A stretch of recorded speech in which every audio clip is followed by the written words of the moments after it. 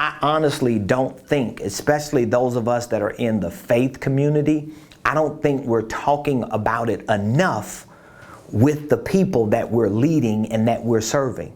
And if you are a leader in the faith community, if you're a leader outside of the faith community, just in your community, from a cultural perspective, from a race perspective, here's what you need to understand. Even if you don't know this stuff, even if you're not into this stuff, if you have influence as a leader, you should take the responsibility to facilitate it. You should take the responsibility to facilitate it. Here's another way I can put it. If you're the leader of your family, if you're the influencer of the people who share your last name, if you the big kid on the block, if you the GOAT, if you the one that's leading your tribe, even if you have no knowledge about money, finances, economics, business, even if you don't have any knowledge of it, all right? Or even if you do not want to have any knowledge of it, here's another way to think about it. What if you became the fiduciary of your family? Okay? What if you became the fiduciary of your family? If you don't know what that word means, Google it. What if you were the fiduciary of your family? What if you were the one that was considered the fiduciary of your city, of your community, of your neighborhood, of your apartment complex, of your subdivision, of your church, of your tribe?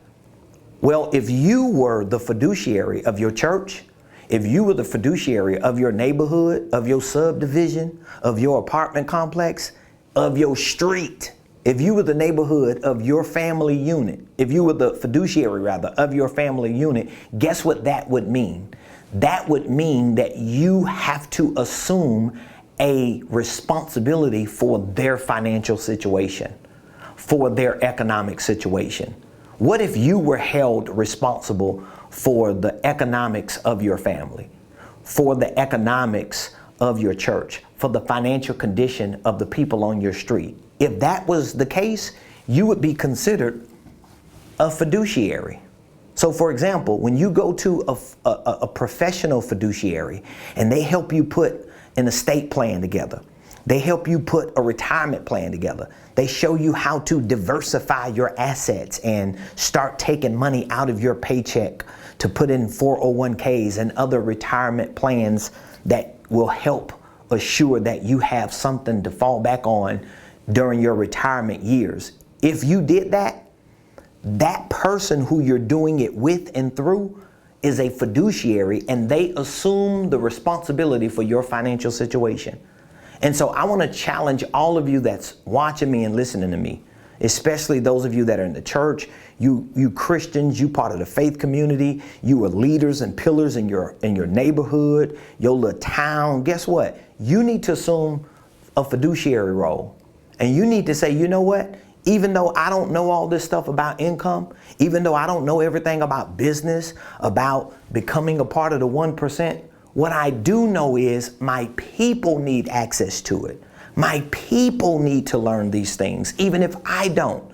So even if you don't want to teach it, let's say you don't want to teach it because you don't want to learn it, because you don't want to live it. Well, guess what? You can at least, as a fiduciary, facilitate it. What do you mean facilitate? Become a facilitator. That means point people in the direction of getting the right information. At least give your children an opportunity to know this stuff. At least give your spouse a chance to know something.